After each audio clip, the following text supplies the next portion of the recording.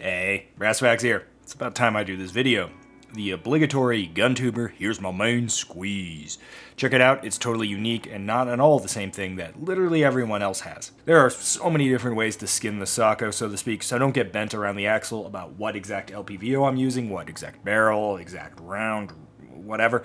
So really just focus on why I do a certain thing and not really what exact product I have. I'm also a basic bitch civilian, so while I have a shitload of shooting in a wide range of scenarios, it's all fundamentally based around that and essentially what we would call game theory.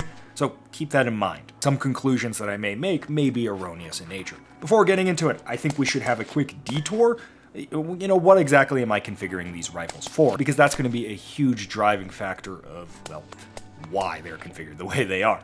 For me personally, these aren't home defense rifles, though they work just fine in that scenario. These aren't for minor or even medium level civil unrest, so they, once again, would absolutely work for that role.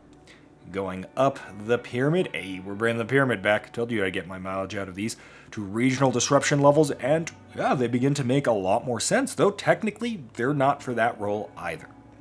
These two rifles here today are designed to be used in systemic degradation or systemic collapse type scenarios, against other semi or fully organized groups, most likely with rifles, with some degree of skill, where rule of law is seriously degraded and monopoly of violence, well, no longer is. Alright, in the Brassfax Influencer Studio, once again. I think I said last time I don't want to do this anymore because I think it looks really unprofessional and crappy compared to doing this outdoors. But I think most of you know we're going through a heat wave right now, and while I do shoot a lot in this type of heat, 105 degree heat, I don't want to film a 30-minute segment out in the heat with flies literally trying to crawl down my nose the entire time. So I guess train like you fight, but don't film like you fight. We got some green tea.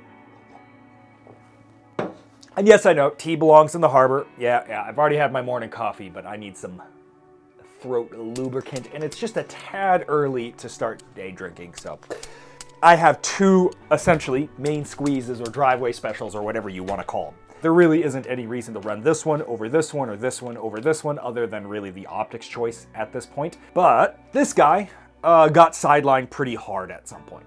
During that time frame, I had this rifle on standby as my go-to rifle.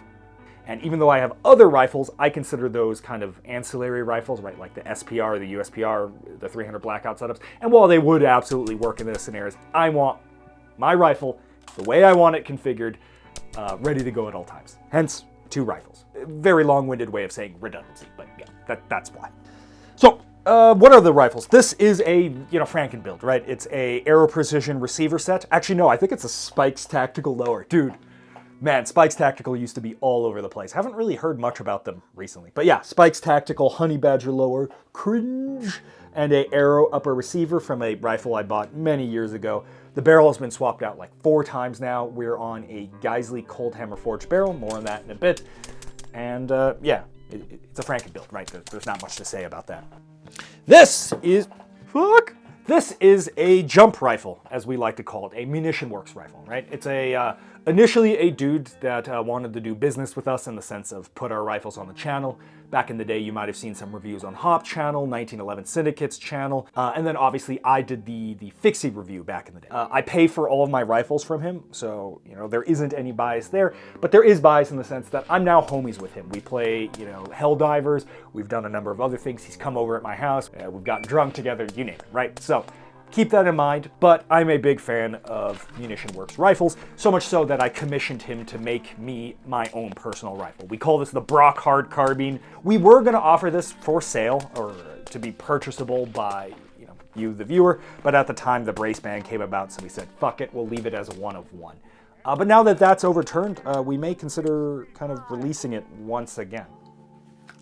Go check out Munition Works. He does a really good job, I think, with a lot of rifles. And it's kind of what a lot of people originally viewed BCM or Sons of Liberty Gunworks as, right? Like a dude with extreme autism that cares very much about every rifle that goes out of the door, but isn't necessarily doing anything hyper unique per se. Now, he's going to yell at me. He's going to be like, Brass, fuck, I thermal fit. I do all this stuff. Sure, but it's not like a LMT or a CAC or something like that where the rifle is hyper unique. It's a mil-spec rifle, and that's kind of how I like it. Honestly, I like my rifles having parts interchangeability. I don't really want to deal with unique sort of things. But yeah, all right, let's go. I'm gonna fucking say it. I'm gonna say it, tip to butt, right? So starting out, we have the suppressors. It's me, editing Brass Facts here. Right out of the get-go, I completely said this section ass backwards, so let's try again. The cans on these things is a polonium, and the second one is a Recce 5K. Both around 6-inch size cans, both extremely boring compared to what's out on the market, both actually pretty well priced. Standard full baffle stack, no flow technology, no special space magic going on. Nothing except a shitload of back pressure. But for a rifle that's going to spend 99.9, repeating of course, percent of its life suppressed, I can heavily mitigate that back pressure via aggressive tuning, more on that in a bit, to the point where these guns don't even kind of work without the suppressor. But that leaves us with many of the upsides with the downsides mitigated. These cans sound really good. They have excellent signature reduction, both flash at night, first round pop, and how much they glow relative to flow cans under night vision or thermals. Hello! Brass Facts still sucks at gun tubing 101. Let's hope this chair doesn't creak as much. Oh yeah, that's so much better. Because these are dedicated cans for dedicated guns, I'm able to tune it, and I do so with a bootleg BCG. That's an adjustable BCG. Not as good as an adjustable gas block, but it's a little easier to adjust on the fly, which is useful as a gun gets dirtier. Or, you know, you're hanging out with the homies and they're like, here, use some of my ammo. And you're like, brother, this is Tula. So you need to, open up the gas system to run it, otherwise your gun won't fucking run. And then we're running a Springco Blue Spring. That is less so to kind of tune the gun on the recoil cycle, but more so to push the BCG forward, right? Because as these guns actually get really dirty, you're not having reliability issue on the backstroke, you're having reliability issues on the forward stroke, especially on a very full mag, and you tend to struggle to push that all the way. The Springco Blue or I think they're called White Hot springs kind of mitigate that significantly. And then I'm running an H2 buffer in both of these, right? Essentially the same gun. Okay, as we've said, tip to butt, barrel next. So we'll start with this guy. Editing Brass Facts here, once again within a 1 minute time frame. Never doing something ad-libbed again this much. Amazing. So I typically run BA barrels. Both of these rifles started life with BA nitride barrels, but I've kind of moved on for that. Mostly because of round count, almost exclusively, not any accuracy thing. And that's mostly because I do a lot of shooting. So if I were to, for example, have 3,000 rounds on a given barrel, which is very common on most of my rifles, that means for a nitrided BA barrel, I would be close to 50% through the lifespan of the barrel. And I find that incredibly annoying. It really pisses off my rifle good-to-go neuroticism. So I've switched to, chrome-line barreled, cold hammer forged barrel. The rifle, the spray-painted rifle has a Geisley Cold Hammer Forged, and the Brockhard carbine is it's a work in progress. It's either going to get a Daniel Defense Cold Hammer Forged barrel, or it's going to get a Criterion chrome-lined barrel. Work in progress, right? Depends on who has what in stock. Y11.5. I kind of discussed this a lot in my GPR philosophy videos, but for me personally, with these large heavy cans, which I think are non-negotiable, 16-inch and 14.5-inch guns get very unwieldy, especially with night vision equipment bolted onto it. People incorrectly kind of assume I'm talking about weight, which it is weight, but it's the position of the weight, right? A 16-inch gun with a can on the end, it's not significantly more heavier than my entire load and ruck and all that stuff, but it is it is a lot more cumbersome, right? Because the rifle tends to sway a lot more versus a shorter rifle like this, which tends to snap into position a lot more readily. So that's a sacrifice I'm willing to make, right? I'm losing some terminal performance at about the 150-yard mark and beyond to have a shorter, more nimbler gun. And I think that's fine, right? Because to me, these guns are 200, 150-yard and in guns primarily. Now, I can reach out, and despite what the internet will tell you, a less lethal round is still very potent and effective, right? Is it brutally as lethal as these guns are, 50 yards and in? No, but that's okay for me, right? That's a trade-off I'm willing to make at a long-range gunfight, and a 200-yard fight is a long-range gunfight. Getting hits on target is enough to dissuade that person from doing what he's doing and allows me to break contact or do what I need to do. It's really only 50 yards, 100 yards and in where I really, really care about terminal performance. So yeah, 11.5. I'm a big 11.5 guy. You know, different strokes for different folks. I think people get a little too bent out of shape about barrel length sometimes. Let's talk about the rail. This one's actually a spicy boy. I'm running a Midwest on this one because I bought a Midwest way back in like 2014, 2015, and it's been on the gun ever since. That is the primary reason. Or this is a CMT rail. I think it's called the HDM or something like that, 10.5 inch, and it's done okay. Let me get into that one in a second. Let me put this to the side. So rail-wise, I like it, right? It's a lightweight rail, but it's not too light like the KMR, which essentially just buckles under any kind of, harsh impact, right? This guy's been beat to shit, and it does okay. In terms of like stuff like go quad rail, this rail, that rail, unless you have a very proprietary rail system, all rails are friction fit based, and every single one of them runs into the same issue where under harsh impacts, the rail is going to shift left or right. It doesn't matter how stiff the rail is if the attachment method is the same. So in that regard, I don't really care all that much about those kind of heavier, beefy boy rails, like say a Geisley, because most of those are just friction fit anyway. Now, that being said, I got into a fall recently and busted one of the over-rotation tabs, and now the rail is fucked, right? Turns out those over-rotation tabs are required, right? The friction fit is not enough to keep these rails from not moving, such that when the over-rotation tabs are knocked out, the rail it's just rotating under recoil. So this rail's done, right? There's nothing I can do to save it. Since we are on the Handguard, let's talk about these BCM grips in the correct position. I don't give a fuck. I like them for a number of reasons. It doesn't matter if you have a quad rail. It doesn't matter if you're wearing gloves. These guns get incredibly hot. You kind of need the switch from this kind of aggressive style grip to you need to kind of come off to something like this because the gun is just too hot to touch. It does make the rifle worse when you're bracing it off of cover a lot of times because it kind of gets in the way.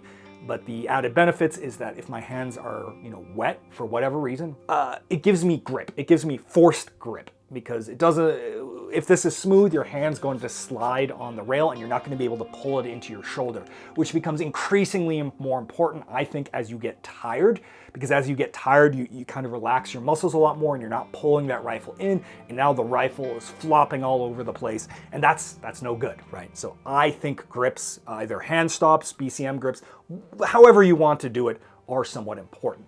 It also gives me much better articulation, kind of to, pivot my hand on these lights from a number of different situations.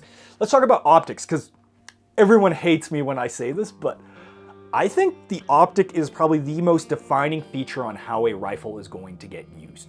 So let's talk about it, right? I call it the heart of the rifle, much to the chagrin of everyone. It's actually the left clavicle of the rifle. I don't know if you know that, right? And the laser aiming module is the left heart ventricle. Yeah, so keep that in mind. Anyway, so running the LCAN, I do not shut the fuck up about LCAN. I have 3 videos about the LCAN. We're gonna keep it brief here. Essentially, just enough magnification to target identify, but because it's less magnification combined with the eye relief, you get a wonderful field of view, which means, engaging multiple targets or scanning and then engaging, finding targets is so much easier than, say, an LPVO at 4x. Granted, you could back it off and gain field of view, but it's just a very comfortable magnification range. No, I don't want a 1 to 6x LCAN. The LCAN is also just hilariously durable in terms of blunt force impact. The older models, I think, fell short when it came to dust ingress because it got into the mechanisms. And apparently LCANs are pretty bad when it comes to moisture, right? They don't stay sealed. That's an issue I've heard of a lot, but we're killing 2011s left and right, and I haven't had issues with that. I think it's mostly been solved with the newer LCAN models. And moisture, bro, I live in Utah. We don't know what that is here. But I think the biggest reason why I like the LCAN is I am a simp for 1X, and this has an excellent 1X. And I do, in fact, like red dot bright performance in my guns. It helps me shoot faster. It helps me stay target fixated or target focused, I think. With the LCAN, the battery life is about 3 months on the brightest setting or second to brightest second, so I can just leave it on. And I'm happy that I can do that, and it's why I gravitate towards the LCAN, despite it being kind of disgustingly expensive, and even more expensive now. Like, bro, what the fuck? The new one's $3,000? What? Come on. You might be wondering, you like 1X so much and you have a red dot bright performance on your 1X. Why do you have a red dot on your brass? What are you doing? it's for passive aiming, right? It's for passive aiming, which I'll get to in a second, but it's for passive aiming. I haven't had any of my tea. Speaking of which, there's this boy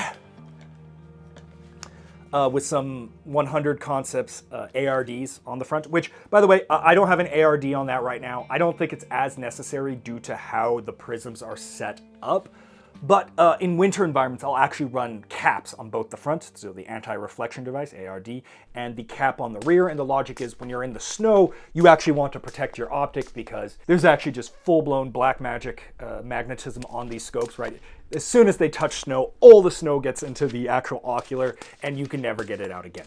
For this guy, I'm running a PLXC, right? So it's 1 to 8x. Honestly, the 8x part is kind of incidental. I'd honestly prefer this optic if it was a 6x and was cheaper or, you know, had a reticle that was better scaled. The main reason, as you guys know, that I like the PLXC is that the 1x is so damn good. If you use the Razor HD, you know that bezel-less effect where it just looks like a seamless image floating in the sky? That's what this feels like. But as you can see, the themes are pretty similar across these two rifles. We have two magnified red dots that are both known for having excellent 1x performance, right? That's kind of what I gravitate towards. And I view these rifles as primarily, like I said, shorter range guns, 200 yards and in. I think magnification is king. You want magnification because you're gonna have those tough shots even at close ranges, but you're gonna probably still be spending about 80 to 90%, 95% of the time at 1x. Oh, let's talk about night vision. So this is a Steiner A2, off of the gray market, also happens to be gray. So when this breaks, it's done for, right? In the trash it goes. It can't be R-made. But it's basically what I have. I bought it way back in like 2014, 2016. Something like that. I got it for 900 bucks, which is a smoking deal. I wish we could still get these for 900 bucks. So it's not bad in that regard. Full power laser, full power illuminator. The full power laser sucks. It's way too fucking bright. Blooms out the target, but the full power illuminator is really nice. And then this is a maul. I have a fully comprehensive video on the maul that came 20 years too late because the maul's been out forever. I don't know if I would personally buy a maul. 3600 is a lot for a laser aiming module on a civilian's rifle, but to me, ergonomically, performance-wise, the maul is the best laser on the market right now. The ability to switch from flood to focus and back again with subconscious action is unrivaled, right? And that's why I really like it. Cool, let's move on. Lights. To me, lights are kind of moving more and more, especially on fighting rifle style stuff. For home defense, civil unrest, completely different story. But for these rifles, lights to me are much more utility, right? Looking into a dark area during the day, lighting up the house for Magic the Gathering, your nods maybe fail, you go face first into a wall, you need to switch to white light inside of a house, you name it, right? I don't need that cop-esque performance of shining a light 200 yards down a city block or something like that to get light on a suspect or whatever. I don't really have that requirement, nor do I foresee myself using the light in that way. So I'm slowly moving towards wanting to use these 1-cells lights because they're lighter, they're smaller, they kind of get more out of the way, right? To me, these are utility things nowadays, more so than my primary nighttime aiming solution. That being said, I have two rifles, so that guy's got the 1-cell, this guy's got the big Mondo dual fuel turbo. So both of these rifles have ambi safeties. Why? I'm left-handed. Same story with the mag release, right? Mag release on both sides, right? I'm left-handed, right? So ambi mag release. This is a forward control design mag release. Yeah, it just puts it in the proper position. Like with the safety, you're going to run into issues where if I have the rifle slung to me like this, I might disengage your mag because the main mag release is pressing against my armor or whatever. There are scenarios where this does eject mags into the dirt and I look like an idiot when I bring out a rifle and oh fuck, where did my 30-round mag go? But it's a trade-off I'm willing to kind of deal with. And because I'm conscious of it, it's something I can kind of keep an eye out on. Trigger. Trigger is, on both of these rifles, the MBT. In terms of hierarchy, obviously the Geisy triggers are a little bit better, but they're like $300 bros. And the LaRue MBT, even now at about $90 to $100, is still like 95% as good. Final thing, sling. Flatline Fiber Co., my beloved. I have a bromance with these dudes. I like these slings, and I like them a lot. It's kind of, to me, the perfect amalgamation of the old school Viking, or was it VTAC sling, the Blue Force one, the really thick one that's kind of meant for MGs, and then the Viking tactical sling, you know, the one everyone used back in the day with the little string pull tab. It's like the perfect amalgamation of that. I like the thicker slings because they don't like kind of flip and flop on themselves when you have it on their body, and then at the end of the day it looks like this rotisserie churro sling. But it's not as thick as those padded slings, which kind of end up cutting into your neck a lot of times, especially if you're moving around a lot and manipulating the sling a lot. I'm a big fan of these. I have like 12 of them now. I ain't gonna switch. I think that's mostly it. Thanks for watching. This is a bit of a longer one, but to me, like this is like gun talk, right? You're with your homies, I think back in the day in the saloon, at the bar, and you're just talking about how you do things, right? You're lifting up the hood on the car, or what the fuck ever, and you're just yapping. You're just yapping about the parts. And today I yapped about these parts and kind of explained why I have the thing set up the way I do. Yeah, that's more or less it. See you guys later. Those are some very scrumptious tufts you have. Oh my God, look somewhere else, girl. Look somewhere other than here. Oh no! Now look at her neck. Look at her neck. There's a tuft on the neck. Stop following me. Stop retreating. No, but where are you going? Oh! I got the tuft. Betrayed.